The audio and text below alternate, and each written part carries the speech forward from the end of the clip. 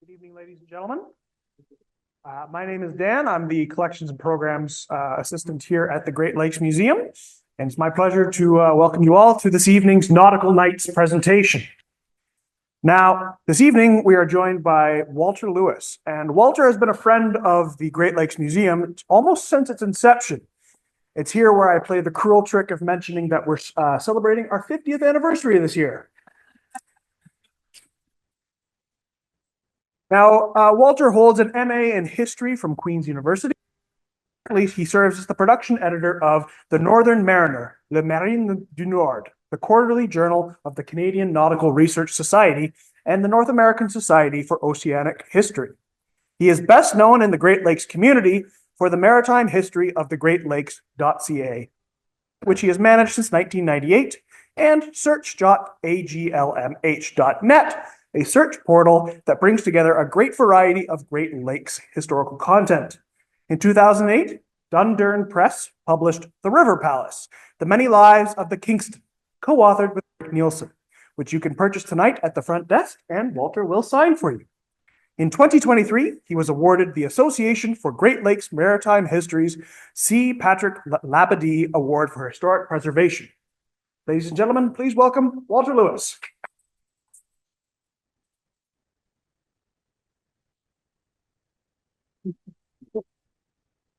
So let's try and break out of that and, oh, look, the slideshow is right there. Isn't that exciting?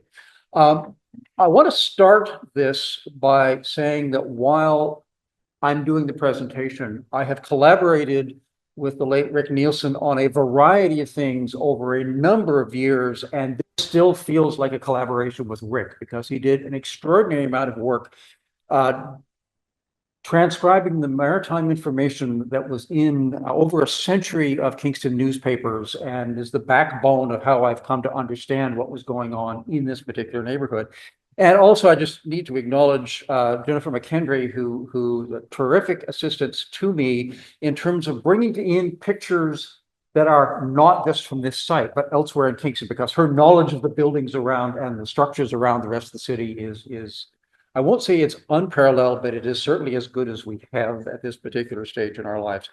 And beyond that, Dan and Doug Cowie have been a great help helping me get through some of the pictures here of the yard here, because so this story is of ship repair facilities in the Kingston area. So we're not just going to talk about the dry dock, and we're not just going to talk about what was happening here. We're going to try and cover more than that.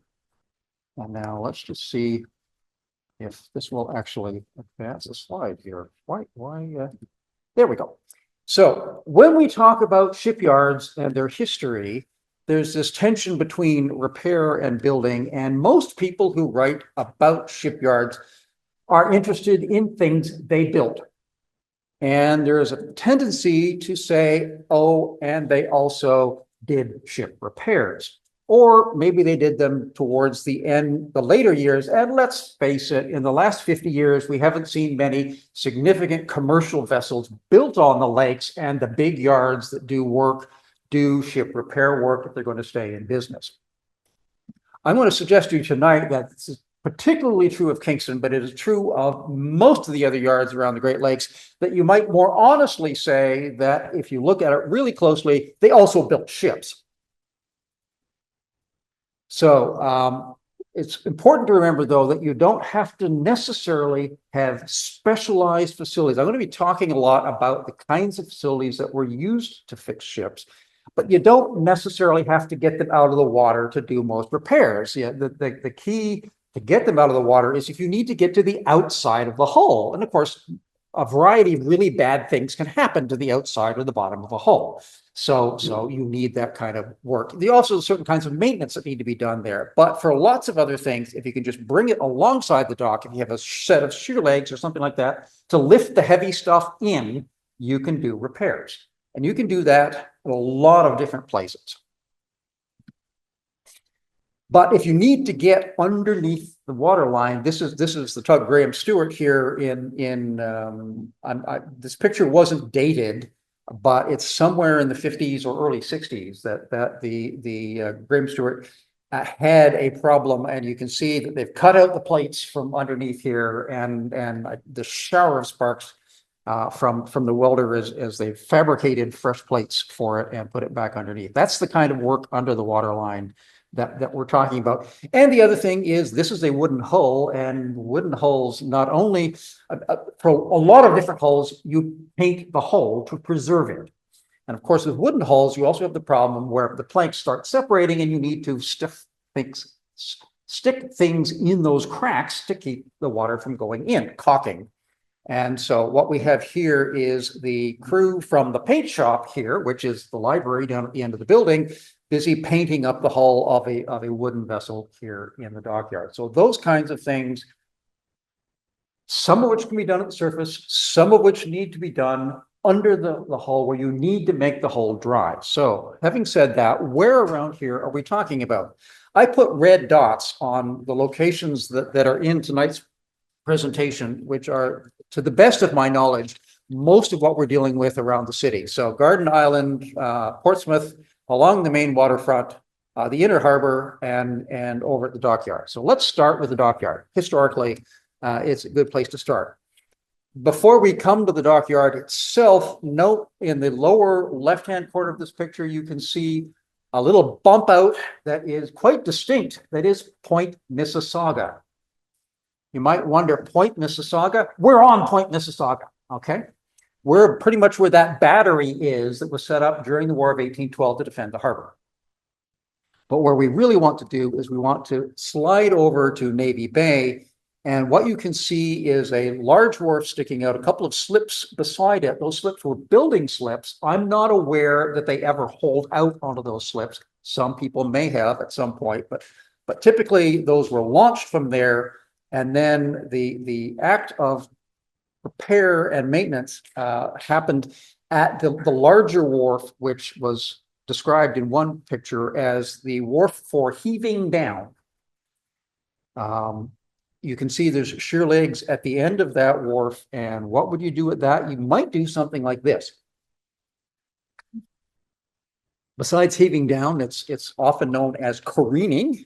We tend to think of careening as being something that drunks do. Well, it's the same kind of tipsy thing. Here, the idea is to bring it over far enough that you expose the keel.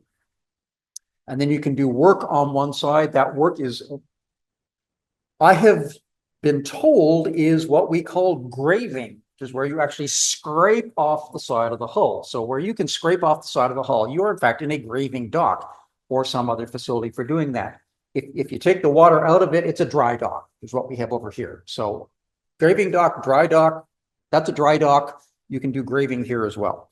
And that's fine if you have something like the Royal Navy was building during the War of 1812. But what happens when right after the war, they build the frontman?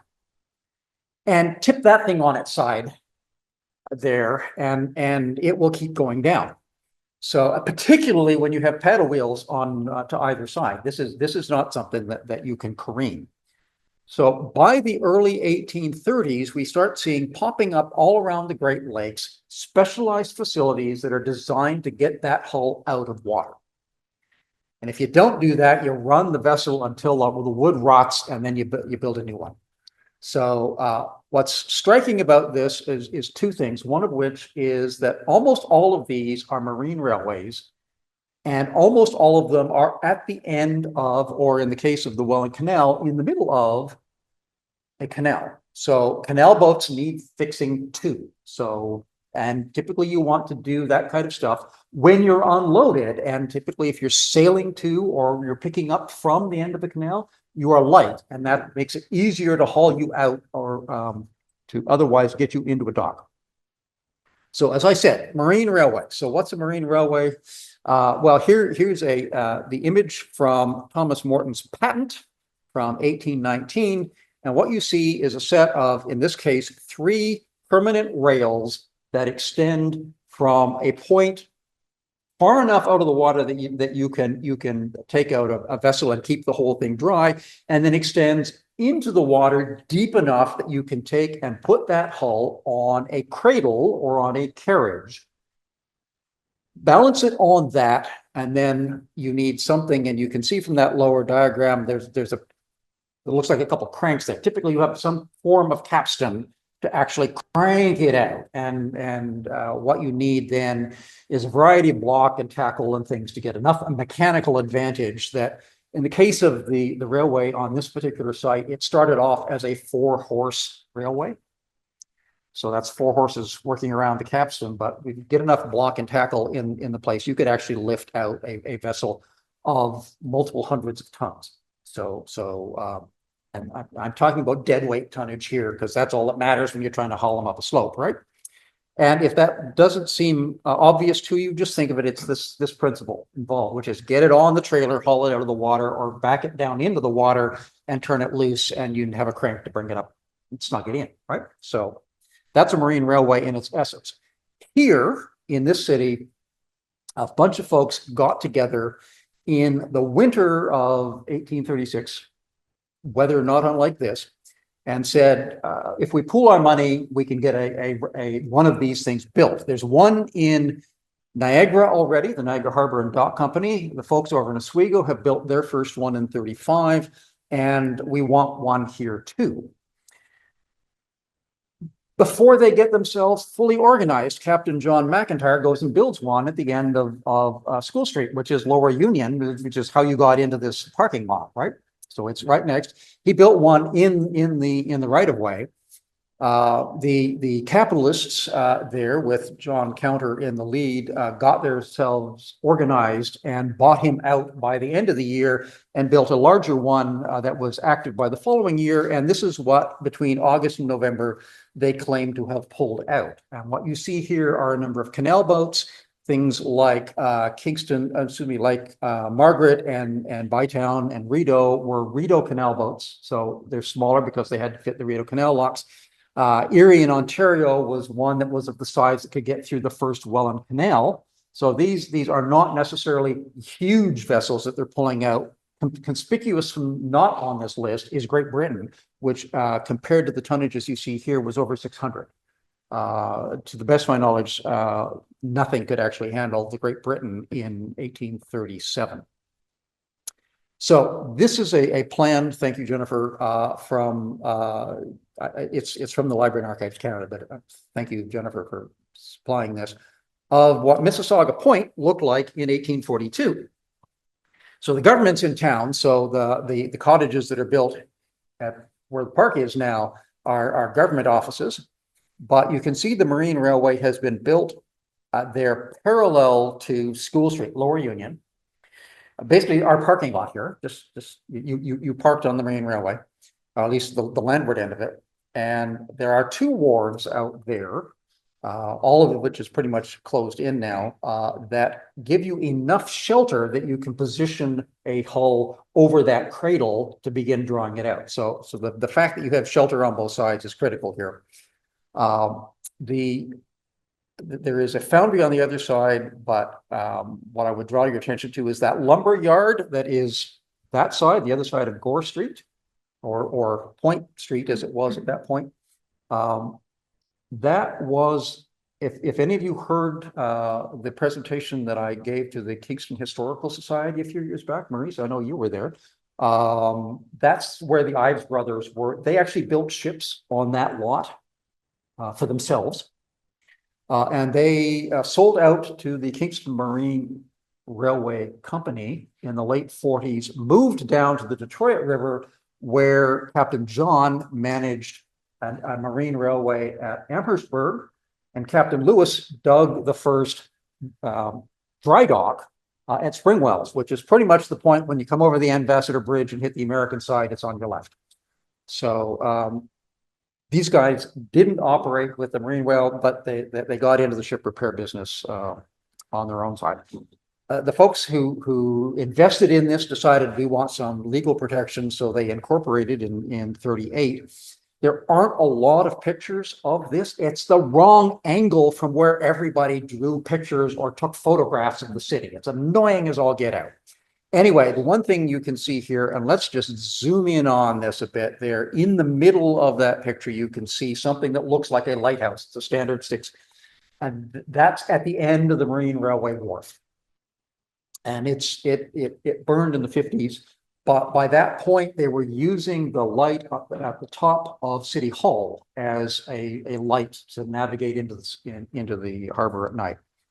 The ownership of this lot is convoluted in the 19th century. So over the course of about 50 years, what you have is the company owned it.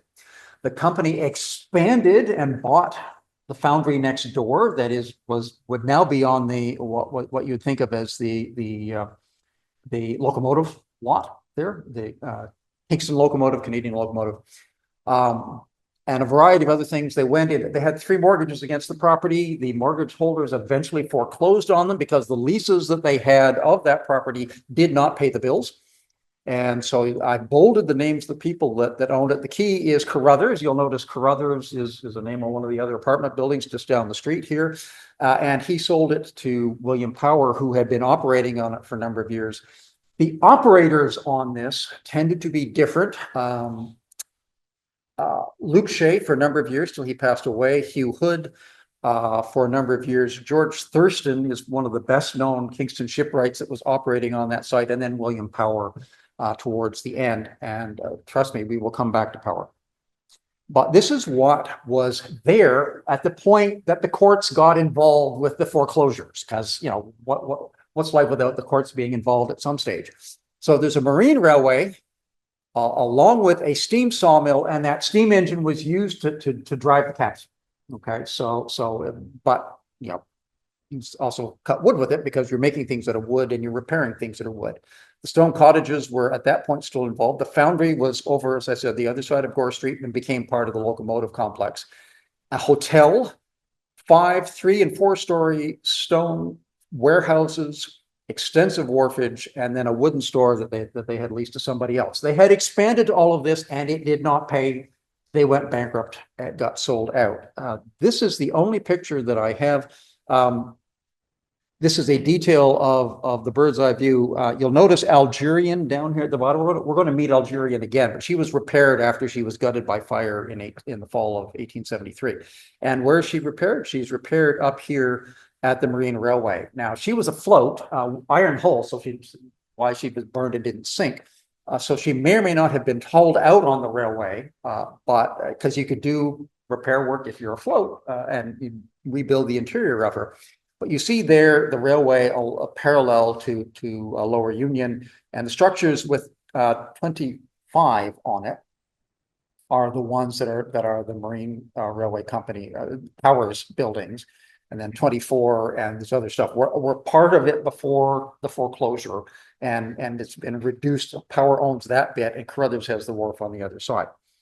So that's the Marine Railway story very briefly for this site. I'm going to come back to us, but let's just carry on around the rest of the city.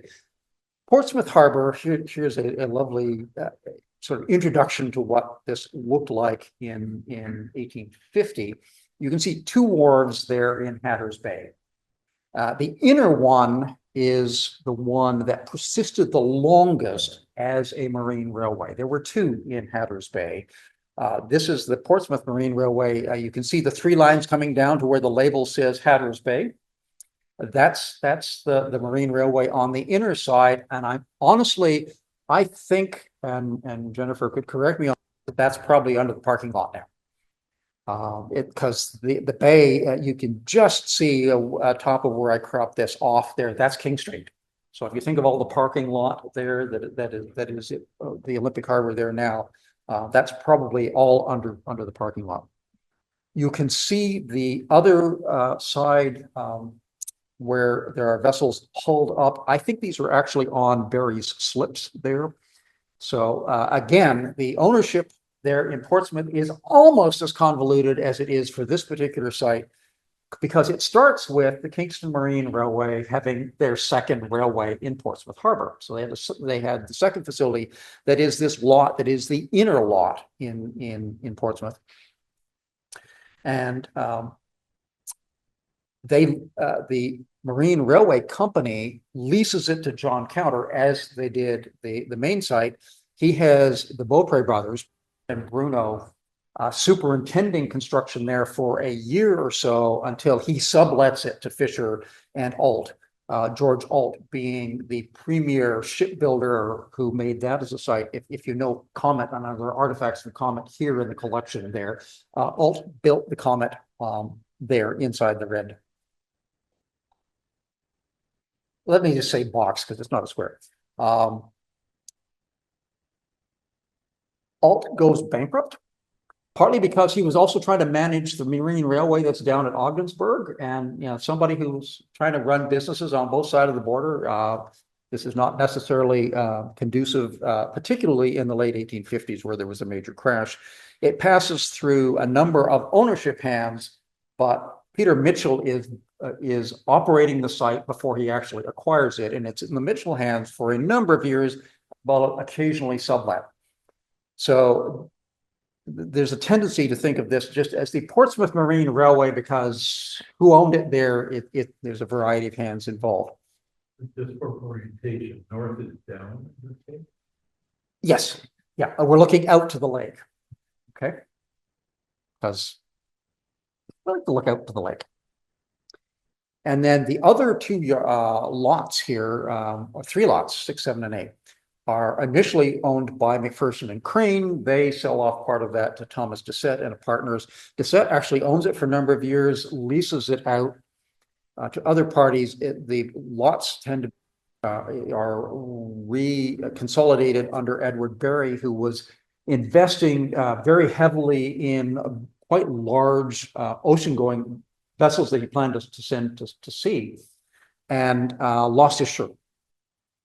And to the best of my knowledge, there was no more ship repair on those lots subsequent to that. But what you have are slipways and the Kingston and Montreal Forwarding Company that operated on that site towards the end of the century.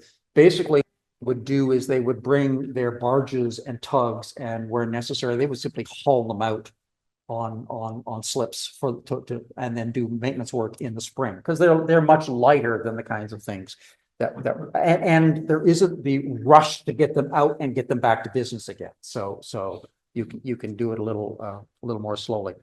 And then this is the only picture that we turned up that shows a vessel out in Portsmouth. This is St. Lawrence. The only date that I have for St. Lawrence being out in Portsmouth is September of 1894. I'm deeply suspicious that this isn't that date because I think I see snow in this picture. And it's unusual for there to be snow in Kingston in September. Heaven knows it comes soon enough. Thank you very much. But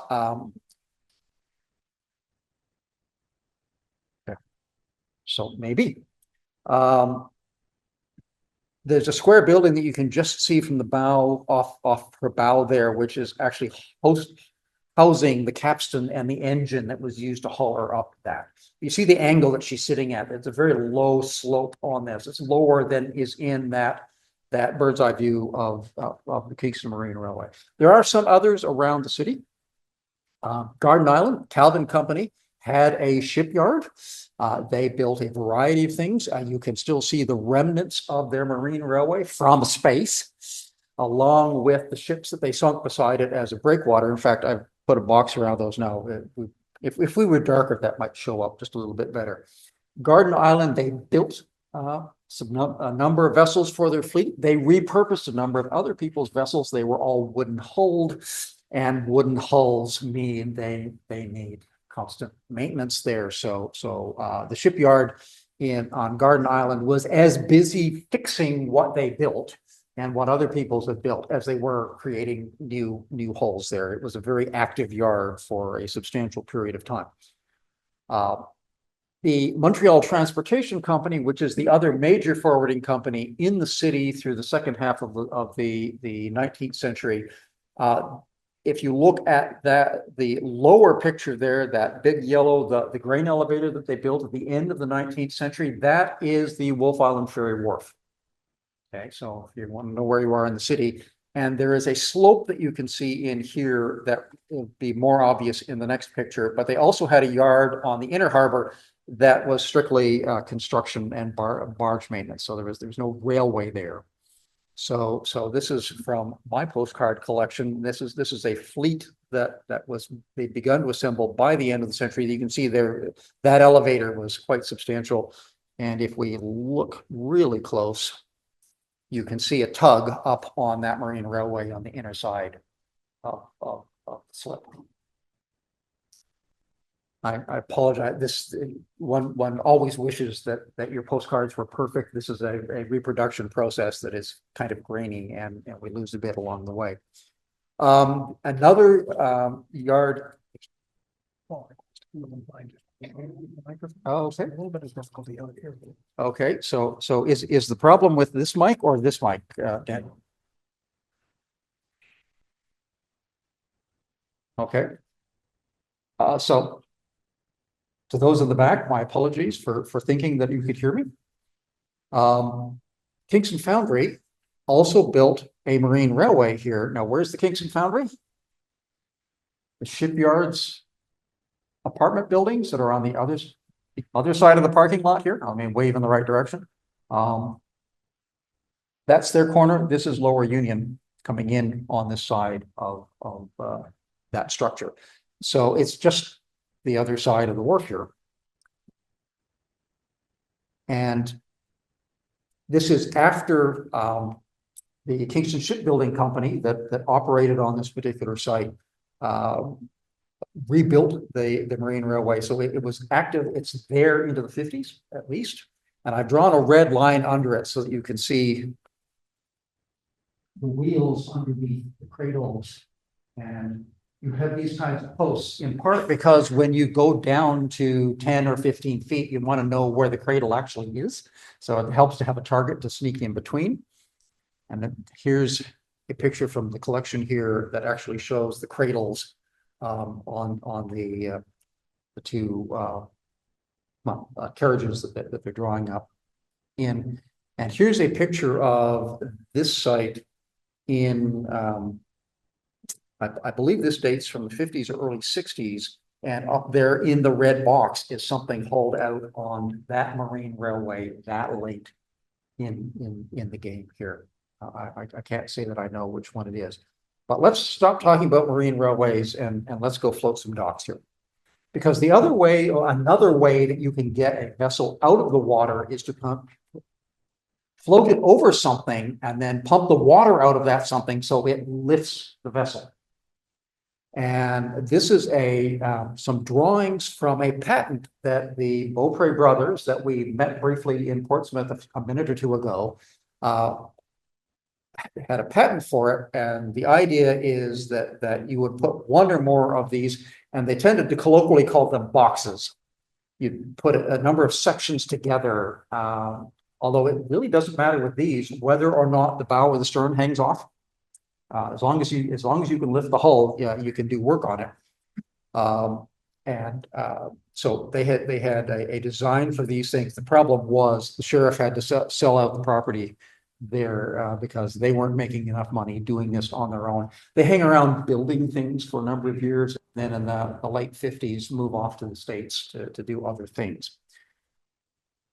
A couple of captains on the waterfront decided to in the early 1880s, as the marine railway here is getting older and Power is trying to do other things with it, which we will come to in a minute, they went and bought a floating dock from Buffalo.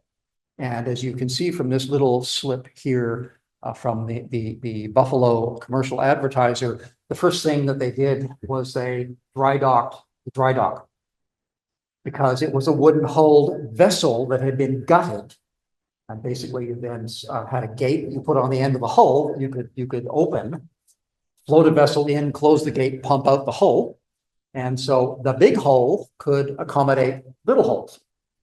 And in 1882, when they opened the third Welland Canal that could take even bigger hulls, they could accommodate bringing this thing down to Kingston. It was here for a few years. You can see from this little clip from the British Whig, they were not impressed. And in fact, it didn't last very long in the neighborhood. Longer lasted than those two other examples is Robert Davis. And I'm not entirely sure what his floating dock looked like. There's a number of accounts of things going on and off it, but not necessarily how it was constructed. But anyway, Captain Davis, born in the States, grew up on Wolfe Island, built on the Rideau, built in Clayton, built on the island, came to Kingston in 81 and built himself a dry dock and parked it in front of the Kingston Foundry.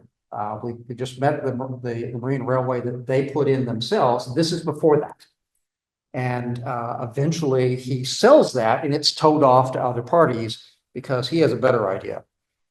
And in 1875, you can see from this same bird's eye, slightly different tint to it, England Bay here. You can see how it is cut off by the causeway that is the Grand Trunk Railway's entrance in. It's coming around to the end of Ontario Street here. And we have Anglin's Bay tucked inside. There's a swing bridge into Anglin's Bay because Anglins are collecting fuel wood from the forests in the Rideau watershed. So there's a way to get into there. And of course, there's a swing bridge in the main bridge over to Berryfield. So if you can get through those two bridges, and if you don't draw more than 8 feet of water, you can get into Anglin's Bay. But there's no dry dock there. Okay, so what Davis did was there was a dredge that was trying to deal with the fact that these deeper hulled vessels that could travel through the Third Welland Canal were running into things in Kingston Harbor. There are shoals out there, one of which is named after one of those vessels. Anyway, he hired the dredge rather, brought it in, put in 2 sets of pilings. The dredge dumped the spoil to either side of the pilings, which is how you get from this 1892 fire insurance. And you have 2 peninsulae here on either side of the dry dock. So Davis is all about making land here, and basically the bottom of the river has then piled up on the sides. And it was big enough that he could put something that could traverse the St. Lawrence canals of the period, which was before 1901 was about 105 feet in length. He could get a 105 footer in there, or more precisely what he did in 1890-91 was he got a 153 footer in there and turned it into something that's 175 feet long, which is, so this is the kind of thing that also gets done in dry docks is you stretch things. Build a section in the middle. So here's North King coming out looking slightly longer. Obviously the work was done ahead of the paddle wheels. The problem was, in this case, that with the paddle wheels on, she was wider than either the bridge through the causeway or through the Penny Bridge. So they actually had to finish it back in the outer harbor. But that work they could do above the waterline. So you could do that at the dock. Davis repaired scows, repaired schooners, repaired barges, repaired tugs, light raft steamers that could get in and out of there. But the problem in the mid-90s was that there were tough times again, and Robert went bankrupt. But the good news is that they were able to create a company, a Davis Dry Dock Company, that was controlled by his wife and his younger son. One of the older sons went into government service, but the younger son John stayed with him. So the Davis Dry Dock then runs for in the Davis family for almost another 30 years. And amongst other things, typically on the Great Lakes, you don't see dry docks used as building berths. It's uncommon. But here are 2 examples where they appear to have been built in the dry dock rather than being built on the shore and launched. And they did build a variety of boats. So apart from doing repairs, they built things. So Phoebe, many of you are familiar with Phoebe. She went off, she came back. But the 3rd generation was fascinated with gasoline engines that could make small boats go fast. And so that's the shoal tower over in the corner of that middle picture there. But he would be, John's son would be seen bombing around the harbor, testing out another speedboat. These were being bought by people down in the Thousand Islands who were coming up here for leisure. And they thought, gasoline engines, we can build a car. It runs on a gasoline engine. We have a deal with a company that makes those, but their prototype cost them over $5,000. When Henry Ford could make money building a car for $500, having one that cost you $5,000 is not a good business investment. So to the best of my knowledge, this is the only copy, this is the only unit that they built. But the story I have heard, it was actually still on the road in the 1960s. So for what that's worth. But tough times in the 20s, the dry dock company goes bankrupt, and the facility is taken over by the anglers who have those wharves next door. You know, anglers are in the fuel business, both wood, coal, and when I first came to town, fuel oil. But they operate the dry dock, but just for about 5 years or so. And then it's the whole facility is taken over by Canadian Dredge and Dock, and they're there for the next just over 50 years. And they start well, very shortly afterwards, start by enlarging the dock for work on their physical plant. Now they've just finished work on the Fourth Welland Canal project, so they had a big repair facility up in Port Robinson for their plant, and they moved that down here because in the early 30s, everybody knew we were going to build a seaway. Eventually, maybe when we could figure out how the Americans would let us do what needed to be done. So anyway, they enlarged the dock, so it's about 10 feet wider, it's a little bit longer, and they dug out the bottom and made it 5 feet deeper there. And you get the sense of this picture again. Thank you, Jennifer. This lovely panorama of the facility. And here they are advertising that you can do good things in there. And it's a wooden bottom to this. Now there are pilings driven down into the mud that is at the bottom of that corner of the Cataract River. And what you see are beams that are set across on those pilings and the keel blocks there. So you can walk on that floor, but you wouldn't necessarily want to put the material that you're putting the weight of the hull on. I'm not sure what hull this is. So if somebody at the end can tell me who this is, I would love to know. Canadian Dredge and Dock are there, as I said, for over 50 years. There they are in the 50s. Here they are in the mid 60s. In both of those pictures, you can see something in the dock. And a whole lot of their plant around there. And they also built ships. So there's a variety of derrick barges, tugs, scows, workboats that they build for themselves there as they repair their own fleet. But they also built some of the smaller ferries that are around this particular neighborhood. Simcoe Island Ferry is just an example of it. And some other, during World War II, a variety of vessels that were wanted for war service and playfair. The list I have runs out in 1980. But you can see here that, again, the dock is actively used there. And it's, in fact, still actively used. That Jennifer sent me of one of the ferries in the dock being inspected. You don't actually necessarily go in for repairs because the Department of Transport and the classification societies require that a hull be inspected regularly. And a variety of things happen, which is great for dry dock operators because that means you have to come in whether you're broken or not, but typically for a brief stay there. Now, that's the one, and this dry dock is still there, although this winter it's being used as a mooring slip as a variety of hulls, smaller hulls in there, along with the ice. There is a sign at the end of the dock that says that it was founded in 1878. That is wrong by 11 years. Read the papers. Anyway, I digress. So let's come back here. We'll spend the rest of the night here. So this is a plan of the property as the government took it over at the end of the 80s.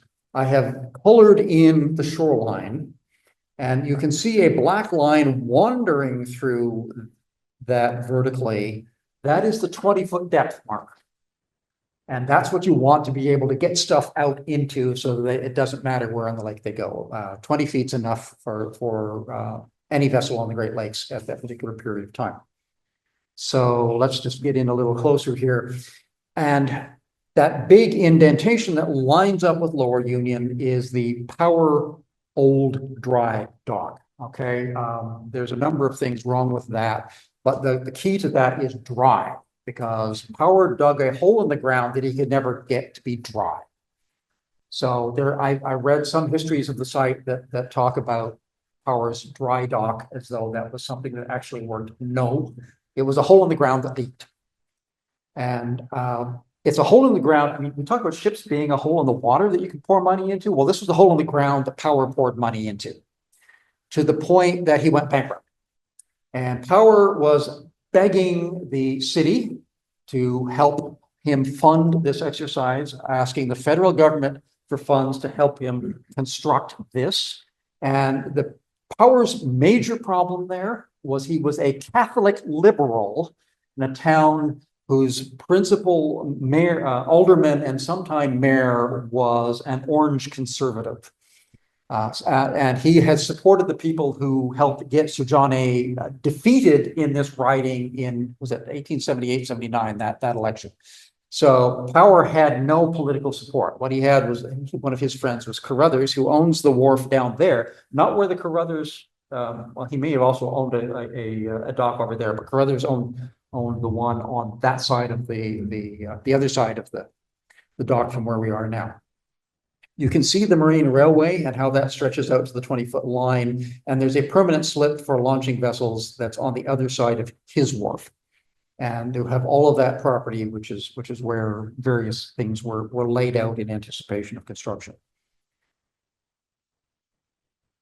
I appreciate the fact that these lines, because what you have is one thing superimposed on another with this. So I'm going to take my life in my hands here and walk around here.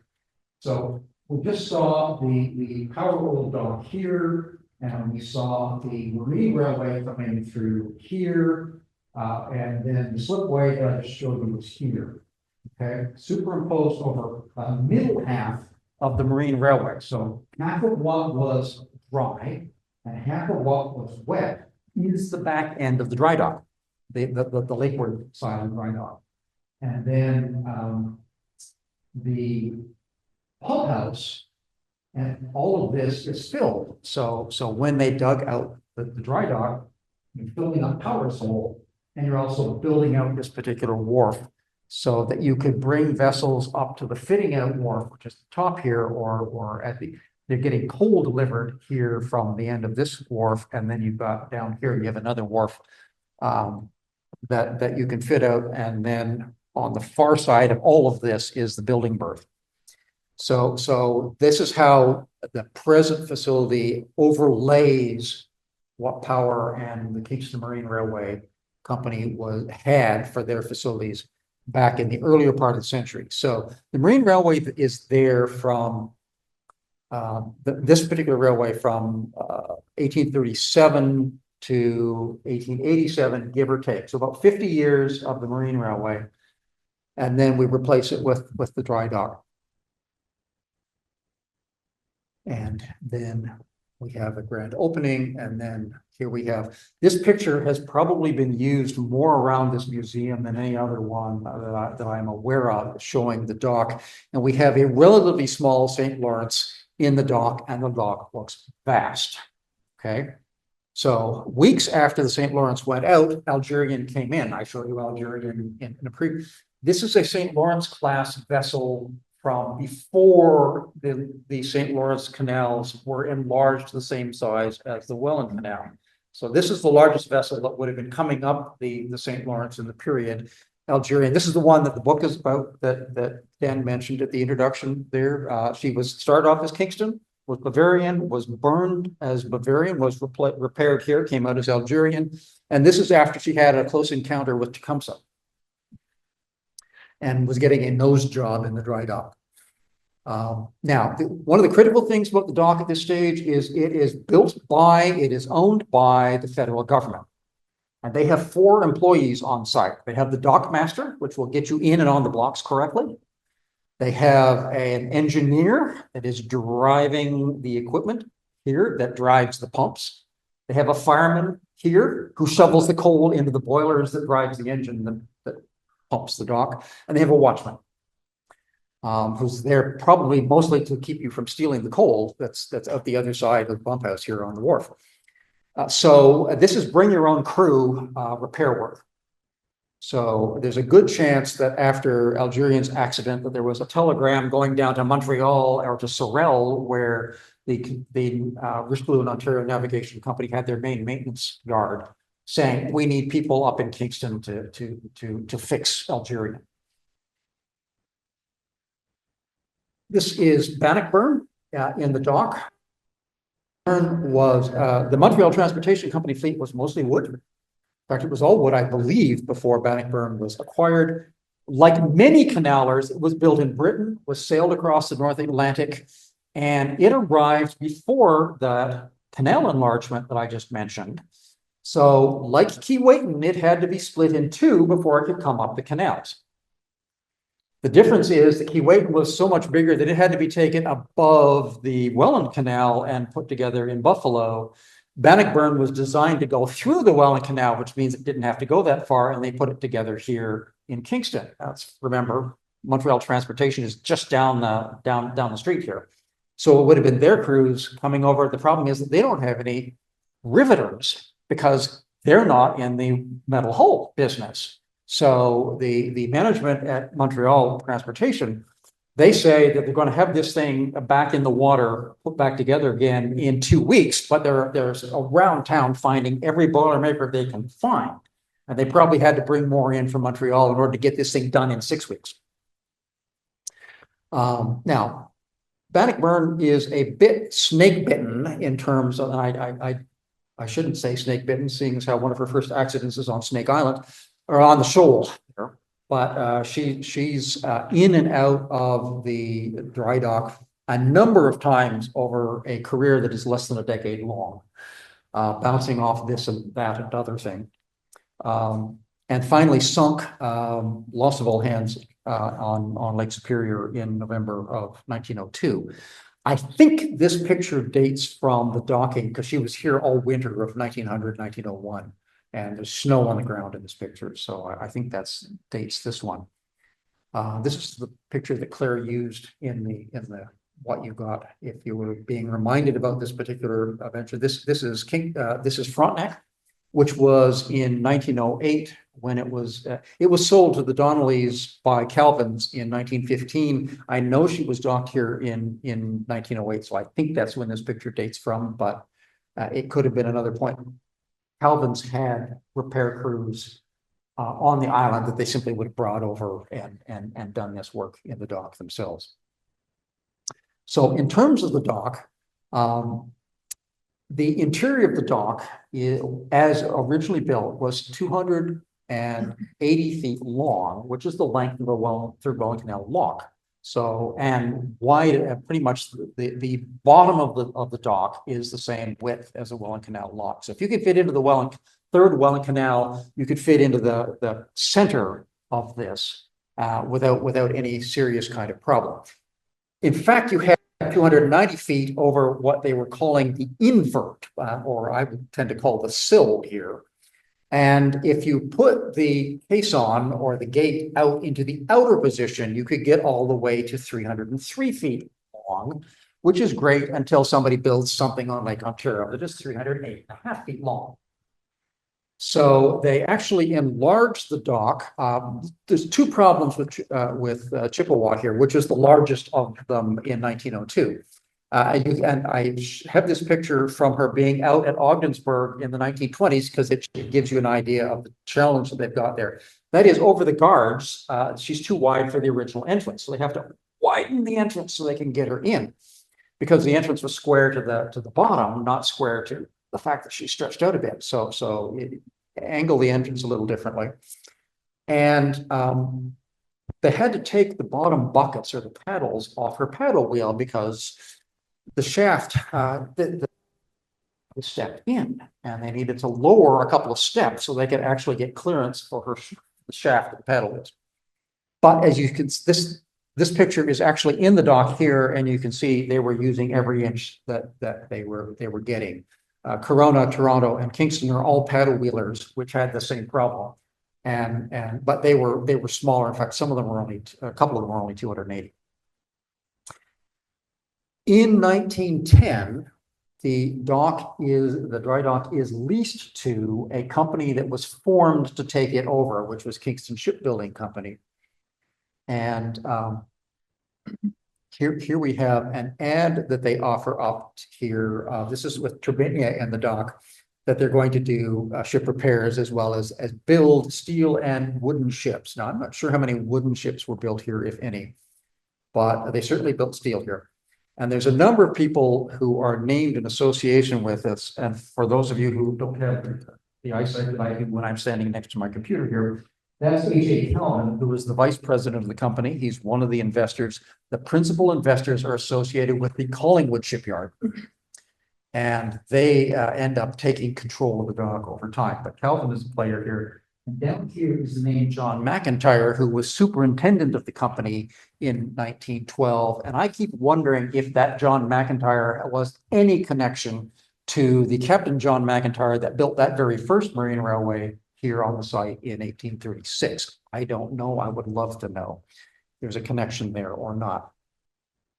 They did build, and as you can see, they actually launched in some of these very first ones into the dock, which is not uncommon around the Great Lakes. It is very uncommon here because it's not, it's wider at the top, but you need to be very careful when you launch into this. This is early April, and as you can see, there is ice in the dock. In fact, it was frozen right over. And so to avoid the situation where Polania would just go skittering across the ice and crash into the other side, what they did was they pumped all the water out of the dock. The ice falls in, breaks up, and then they flooded the dock again for Polania to come in. So what you see is a lot of broken ice there. This is the very first, this is hull number 1. That's Nevada sitting outside the gate there waiting for her turn in the dock. Now, this is a picture from a year or so later of the dock. Did you put this one up somewhere, Dan? Okay, as you exit, you can actually get a closer look, although frankly, this is bigger. And what you see here is hull number 3, Belchos, out on the wharf, and it's going to be launched into the dock as well. We have Key West that's actually in the dock. And as we move down the facility here, you can see Dillard out in the building berth. It's much larger, and consequently, you didn't want to drop that into the dock. And then we have another vessel out here that's being repaired here. So very actively repairing things in the dock. And there's certainly one thing that they don't seem to be concerned about is a clean workplace here. There's a lot of stuff scattered about on this particular site. I would also note that what you have is sort of tripod shear legs here as set up to do, and it's not mobile at all. We will see a solution to that. There is a lot of talk, particularly in Kingston, about what to do about the 4th Welland Canal, which is the one that has the dimensions that we think of as the seaway size. So where you can put a 730-foot vessel through those locks. And what did I say that you could get to there? They've actually squeezed a 308-foot hull in here. You're not going to fix Lemoyne in this dock. So through the course of the 1920s, there is, will the government extend this dock, build it further out into the lake? You couldn't go the other direction. Or build it on a new dock, a larger dock somewhere else in the city. And the short answer is that dock was built at Port Weller. And what you have in the city as a consolation prize is in 1929, they let tenders to extend the dock another 87 feet here. Now notice this nice gentle slope here and how close that is to the property line at the end. Okay, when you walked in here, you walked over another notch that is in the end of the wharf here for larger vessels. And we'll see a couple of pictures of that later, but here's what the dock looked like in the early 50s. I'll come back to some of the structural things before we're done here, but let's just step ahead to the beginning of, there was nothing constructed on the yard between 1921 and HMCS Napanee in 40. And Napanee is taking place, their construction of HMCS Napanee, the first of the corvettes, was between March 20th and she was launched on August 31st. So a quick build over on the other side of the wharf. So they're not launching corvettes into the dock, okay? Instead, what you have is Maple Court. Now, Maple Court started off as northwest on Lake Erie, running up into Lake Superior, and it was split in two at the end of World War I and was supposed to go to sea, except that when they split it in two, the bow sank in Lake Ontario. The stern made it down to St. Lawrence. They built another bow for it and sent it to sea in the early 20s. CSL decided we want it back up on the lakes. So they split it in two in Montreal and brought it back up to Lake Erie, and she did work there. And now in 1940, there's a war going on. We need tonnage. The U-boats are sinking things. So here's a hull we can send back to sea again. They put a zipper in this thing. Anyway, this particular picture is you can see the rivet holes, because what they did, and this is the same thing they did with Keewaydin, is they basically took out the rivets and broke it into two pieces. Now, this is a picture from the telegram phone that are at York University archives there. And so we have this series. This is the one that's most often seen from this. And you can see, apart from Maple Court, separated there just ahead of where the crane is on the left-hand side, you can see a structure that is no longer here. They built that in 1940. They tore it down and built the structure that is the main entrance here, which we will see again before we're done. But anyway, here we have Maple Court, a little more in two pieces. Here we are backing the hull away, and here it is clearing the wharf from the deck of the bow.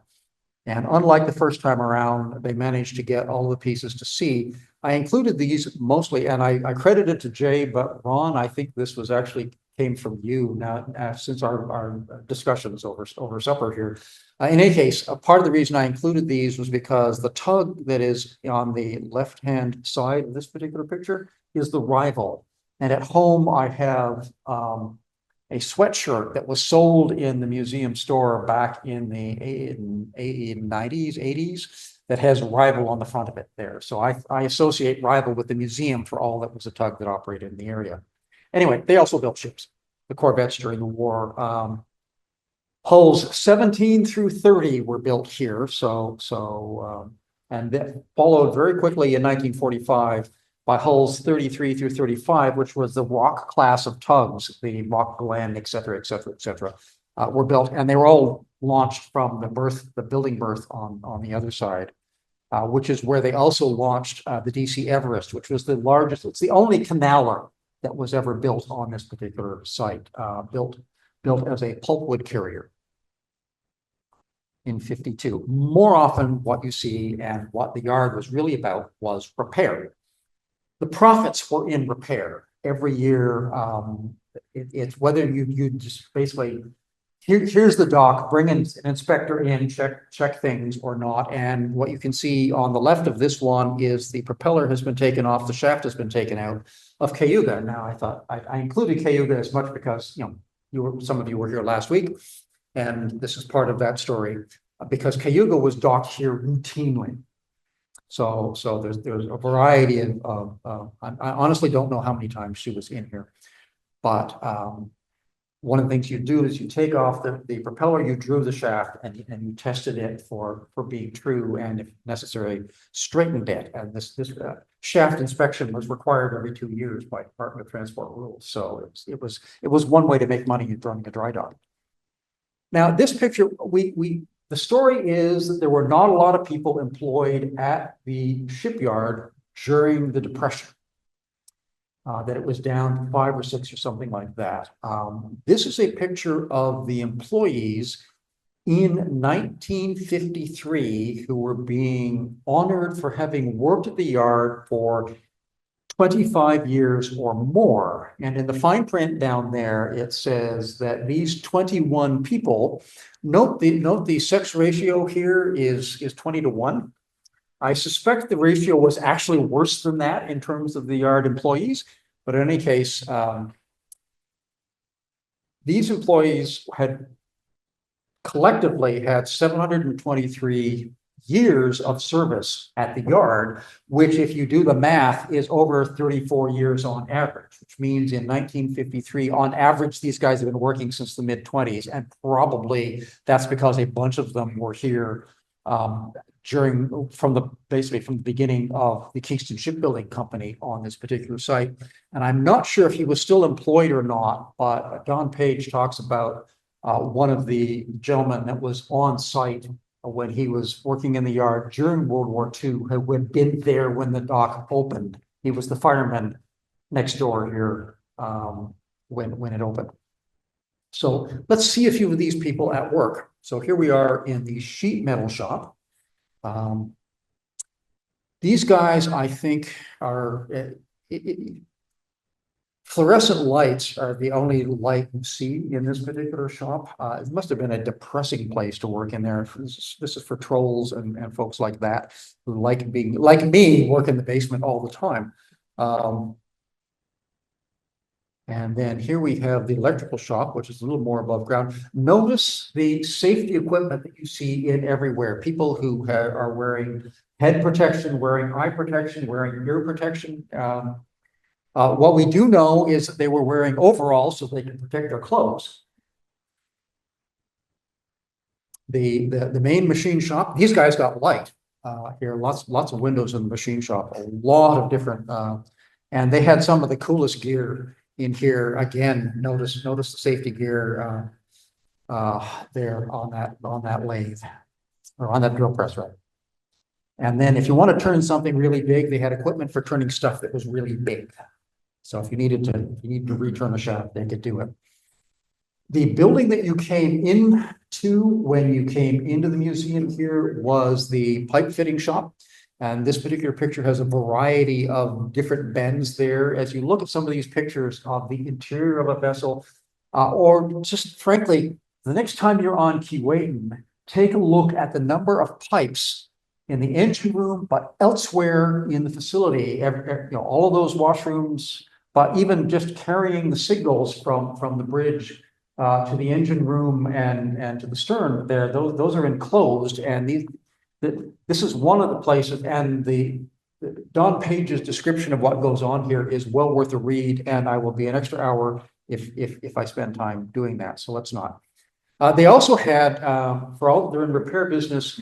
There's a variety of facilities that equipment that is mobile, so they can take it to where you're broken down. Those are by and large air compressing units, because by the point that this picture is taken, they're driving the riveting equipment by compressed air, and you're still having to rivet because you've got riveted hulls that you're servicing.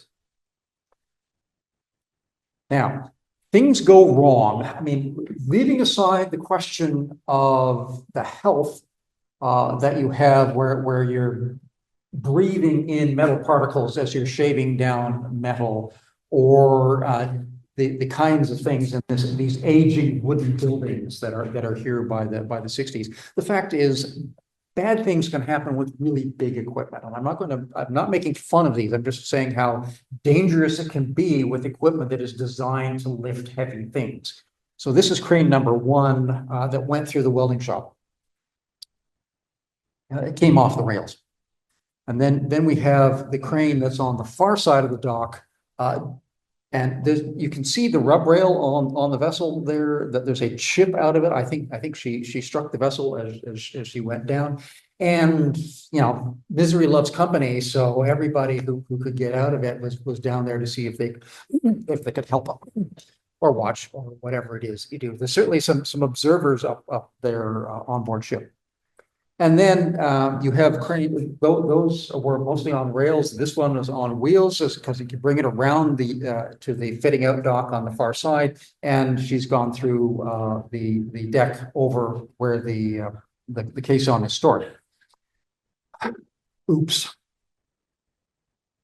I know people died working in the yard here because it's a dangerous place. Not vast numbers, but it is one of those cases where as I said, bad things can happen. This is Ron Boyle in May 1960 there, and you can see pretty much all of the buildings that are presently on site there. And she is using every inch of the 378 feet of the dry dock as it was after it was enlarged. Here, that caisson that you can just see in the bottom right-hand corner is out as far as it can go. And you'll also notice there's another hull there in behind in the fitting out dock. This is an interesting problem here, which is we talked about splitting it for Maple Court. This is grain mortar, and what they did was they added 5 feet to the depth of the hull, which meant they had to jack the entire upper half of the vessel up 5 feet. So what you see here is a large gap that runs from the bow to the stern. And here, that big splash of light, we're in the engine room, you can see all those pipes are separated there. A lot of pipe work left to do here for the guys in the pipe fitting shop there, but that's looking outside. That's daylight coming into the middle of the engine room. This is not a window that they put in for their convenience. And you can see how they've had to block up the hull all the way along to do that work with grain motor. It's unusual to actually add that much to the depth of the hull. They didn't lengthen it. This is a canaler that they decided to raise instead of lengthen. Whereas Bay George, which was one of the last of the big jobs that were done in the yard here, was lengthened. So I will just note here, you see that notch at the head of the dock there. There's no bridge over that. When you came in here, you came over a concrete slab that bridges that, because that goes right up to the foundation of the warehouse that was in front of the dock. Whoops, did I go the wrong direction? I did. So here is Bay George of Bayswater Shipping. You can see the waters have parted here as they're doing that work. And here's the stern with the keel. They're starting to build the new keel for the section that they've laid the keel for the section that they're extending. This is, I realize that we could stand a little more resolution here, contrast here. Though it's a self-unloader, so in fact what you have is a hopper in here, and these are the tunnels through it. And I've come back to this one from this particular effort. Part of it is just I love the amount of rigging that they had to separate the hulls here. So this is the forward attached section, but I would particularly draw your attention to the appalling state that part of the dock was in when this work was done over the winter of 1964-65. Now, I said that there weren't a lot of things built in docks. This, to my knowledge, is the only one that was built inside the dock, and that is the Alex bow, this picture is dated 9th of March, 1967. So what would you think that was? Any ideas? Wow. It's a plow. It's a plow. It has this notch here. I'm going to call it at the back because I just stern, I think, is too nautical for this particular structure. But there's a notch back there. And what you did was you put something like Salvage Monarch into the notch and you went out and you busted ice. So it did a fabulous job of busting ice outside of the wharf here in the spring of 1967. There's still 2 or 3 feet of ice here on the harbor. They took it up the Bay of Quinte, up to Picton, and busted ice all the way. They were really happy. It was built to go to the Arctic, and it sank on the way to the Arctic when it encountered 6 feet of ice. And not only did it sink, $70,000 loss there, but the barges that were behind the tug that was pushing it also sank and took down $1 million worth of equipment, which is a fair bit of money in 1969. So it didn't actually take off as a notion here. This is what a plan of what the shipyard looked like in after the war.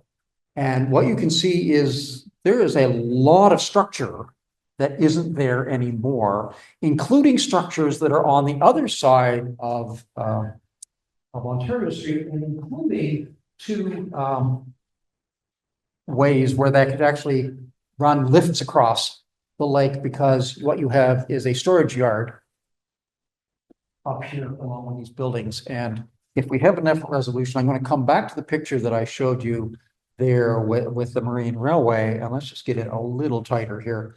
And I put some numbers on some of the structures. So number one is the prefab shop. And I didn't include any pictures today of that because I want to talk about repair work. But the machine shop is number two. The tinsmith's sheet metal shop was number three. That's the kind of place where my grandfather would have worked, although he didn't work in this yard. The electrical work was done in the basement of number four. The pipe fitting is over here, which is, as we said, was the entrance to the building. And those structures that are across Ontario Street, that's number six, and there's a couple of buildings in behind and a yard beside are warehousing and then storing things around this neighborhood. In the late 50s, but mostly in the early 60s, when they opened the seaway, suddenly canalers are not necessarily as economical. They're just small compared to what you can move cargo in. And most of them, with exceptions of things like Bay George, they lengthened, or Grain Motor that they enlarged. Most of them are abandoned by this point. There's not a lot of shipbreaking done, but you can see the most of the Key fleet, Keystone fleet was broken up here. This is the Graham Stewart that we met having her hull repaired, towing in Key Vive there in late in 63. And this is what they would do is they would cut it down to the water line at the footing out dock or around the front. And then they bring in what remained of the hull into the dock and cut the rest of it up here. So there's not very much left in this particular picture. Spring of 68, the news is that CSL, which owned Canadian Shipbuilding and Engineering, that owned the facility here, says we're going to close this. We're not making a lot of money. They acknowledge the fact that in good times, as many as 400 to 450 people, there were maybe almost twice that many during the war. So there's hundreds of people employed here during the war, but when there's work to be done, the workforce here would expand into the hundreds. When they closed it in October, there was less than 100 still working here, and that was one of the challenges with running the shipyard is because it was a boom bust cycle, seasonally, year to year, and one of the Trades and Labor Council in town always complained that they were advertising that there was good work here, and then it would turn out that the good work was for 6 weeks to a month or 2 months, something like that, and false advertising. Anyway, the government owned this lot, which included these buildings, which included the dry dock, which included over to the lot that is bounded by Lower Union Street. The other side, CSL owned, and they sold it off in 72 to someone whose name will be familiar, I suspect, to most of you, Britt Smith, and Homestead. And it's the shipyard's apartments over there because it's built on the shipyard. So basically the shipyard went all the way down to the fence that was the pump house, leaving behind this. And I just want here to applaud the imagination of Audrey Rushbrook, Barb Carson, and a variety of the other folks, and I can't name them all or we'll be here even longer, who looked at this site in the mid-70s and said, we can turn this into a museum. Okay, we can turn this into a museum because it wasn't actually environmentally intact, some parts of it. And in fact, what you see over here is the sign saying, on the extreme right of this particular picture, the Kingston Marine Museum, which is what it was known when it first opened 50 years ago. You can see how rough the concrete is there at the end of the dock, and these boats that were most of them displaced from Portsmouth while they were doing the work on the Olympic Harbor there for the 76 Olympics. So this was one place, although they stayed pretty much until we correct me if I'm wrong, Maurice, till you brought the Henry in. We'll leave that point. Anyway, so inside the museum, this is where we're standing. Open to the open to the peak with exhibits, because that was the entrance that you just saw here. And the entrance it is now, there it is without the roof enclosed, the ceiling installed underneath the rafters, but you can still see the shape of the hull there. And all that work from Audrey and through the 70s, till our this particular picture is taken before, but what an extraordinary transformation of that property into what we can enjoy today here. And the other thing that is striking about this, as you can see, not only the limestone that held up reasonably well, but you can see the concrete that didn't, that Public Works fixed before they disposed of the site here. And you can also see how deep that notch is over to the property line. So as I said, there's a bridge over that you walked in on there. And as a final point, I will just leave you with the fact that Keewatin is there in the dry dock now. Who knows? Maybe someday it will be actually in the dry dock instead of floating on top of it. I think that, to me, part of the celebration of this particular site is the kind of work I've been describing here and the men who did that kind of work. And it's really awesome to see the dock actually exposed, and it would be interesting to see Keewatin exposed. It would certainly be nice to be able to do some maintenance work on her hull there, like repaint the full hull, if you could get it dry to do that. But having said that, the fact is that the opportunity exists to carry on in the great tradition of ship repair works here by actually helping talk to Doug or whoever does volunteer coordination around here, because you can take up the mantle, because Keewatin needs maintenance and work there, and your assistance in those might well be appreciated. So with that, I will leave you. Let's leave this picture up. Do we have time for questions here? I know I have been well, just story to tell here. So are there questions? Yes, sir.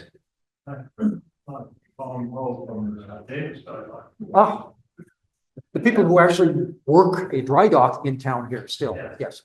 But except for the bridge, we're quite active. Bridge is kind of slowing down. But I didn't go about that sign. Yeah. 1875. 778. Yeah. We'll get it changed. Yeah. But the reason we put that sign was, you remember, the Elbeck was going to land right on our site. It was going to be right next door to the major venue center. Okay. Rock Center. So we're trying to portray ourselves as a kind of little shipyard that would prevent all these developers from taking over. One of the things we did was try to highlight the heritage, how long we've been there. So we, with the 1875, sign up and help. Yeah, and 5 years, 10 years doesn't make a difference. It's exactly what you described. It's the shipyard left. It's what's left of this 2 centuries of heritage of, if it floats, it needs to be fixed at some point in time there. And I don't know where would you, if we didn't have the Davis dry dock, where would we send the Simcoe Islander or those other things safely to have inspections done? Yeah. The closest is Toronto. Yeah. And you couldn't take a small vessel cable ferry down there. No, you could take it down. The question is, would it get there and get back safely? Toronto Dry Dock, just by way, you mean when I showed you that picture of a hull that had been hollowed out so that you could have a floating dock? Toronto Dry Dock is a converted freighter. That basically they took the bow off and put gates in. So all the Toronto ferries are surfaced inside that particular facility, so they don't have to take it over to Port Weller. That's been done other places in Superior, up at the end of Lake Superior. The Fraser Yard had a converted freighter that they used for the same purpose. So it's one of those things that you sound, that's kind of odd. Well, no, it's been done a variety of times. It was done at Port Huron. It was done in Midland. And is still active today doing that kind of work. But thank God for the Davis Dry Dock still. I mean, if we didn't have that, you couldn't have fixed the caisson to bring back to empty the dock to do that repair work, because the one requires the other. I mean, it would have required building something different to be able to do that work. So it's you know, for a whole variety of reasons is important to this region. It's interesting when you mentioned that early dock when it first opened had 4 employees, and it was basically a self-service yard. The government ran the dock, but you brought your own tools and equipment and people. That's sort of the way we do it over there as well. We have a transparent sort of a cost schedule. You bring a boat in, we charge for the dry docking, and then anything else, parts, materials, subcontractors, we just take their invoice and add 20% onto it, and then charge that directly to the customer. So we facilitate everything, but we don't have to have crews. If you rely on more conventional, you know, machine jobs and people like that, non-marine people, because there's just not that depth of shipyard people around. Now, is that getting picked? Because heaven help me trying to replace what was a really interesting explanation of what's going on there. So did that I get? think you will have to just repeat this little. Okay, so the point being made was that, and I'm going to brutally summarize here, that the Davis dock there on the inner harbor is like the facility here in its earliest years. You have to, if you dock a vessel, by and large, they will get you docked, and then you have to bring the trades onto the site yourself or through them, but they don't keep the shipyard workers. They're not employees of Metalcraft Marine or anywhere else associated with the marina there. Is that a fair summary of what you said? Now, you know how the dock was operating here between ship repair and new construction? Were the 2 separate crews, or was everybody expected to be flexible? These ship builds are 1 week and then ship repair guy the next week? So in terms of, and we're talking about, well, either site, the same question would be true, which is are the people who are doing construction also the ones doing the ship repair on the site? And the answer generally is it depends on the repair job as to which set of skills is required. But in general, the answer is yes. What you want, and the reason why most ship repair facilities are built in association with a shipyard is that you can actually shift men into from one role to the other role. And often what you're doing is you build slack into the capital construction work so you can pull guys off that job in order to do a quick job, because you can charge more for the repair work. Okay, so the repair work is inherently more profitable. And even when there's construction going on, like the year that the Everest was built here, they made more money in repair in this yard than they did in new construction. I've seen accounts of American shipbuilding in Lorraine where they were losing money on building 400, 500 footers while they were making money repairing them. So capital construction is you cost the job based on what you think it's going to cost you for materials and labor, and you hope nobody goes on strike anywhere through the supply chain to delay you. And that materials, you don't have a war or something else where suddenly the cost of materials is inflated. That's the kind of stuff that is a big risk for yards that do a lot of building. So Collingwood made many years, always made money repair work. And often they made money in new construction, but they didn't always make money. Sometimes they actually built at a loss, which is unfortunate.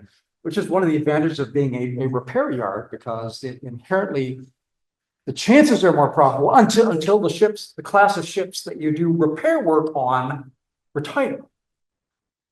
And suddenly the commercial vessels that are the size that this yard did work on simply aren't out there. And then you need to think about winding up, which is what Kingston Shipyard, what CSL did with this particular yard in '68.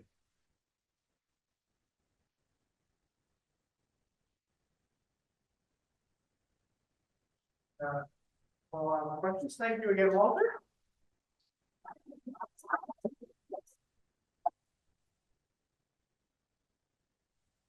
Just a few housekeeping notes to finish off the evening. We encourage you folks to join us again on March 6th for something completely different. It's a presentation to be given by Rowena McGowan, curator at the Museum of Healthcare, titled Seasickness, Exploring Diseases on Boats. So she'll explore some of the ways in which the healthcare and water travel have intersected throughout history and why so-called coffin ships were docking in Kingston and how they led to a mass grave near Kingston General Hospital. So quite a bit of a darker topic than today. And then on March 20th, ahead of World Water Day, we will have Natasha Darling. Now, Natasha is a member of the local Haudenosaunee First Nation, and her session is entitled Finding My Way Home in the Uncharted Waters of Kingston's Inner Harbor. She is actually someone who we've worked with here at the Great Lakes Museum, and I've worked with personally in helping facilitate our Uncharted Waters pilot canoe program tour of the Inner Harbor. So we encourage you folks to join us on March 6th and March 20th. Thank you folks for coming and have a wonderful evening.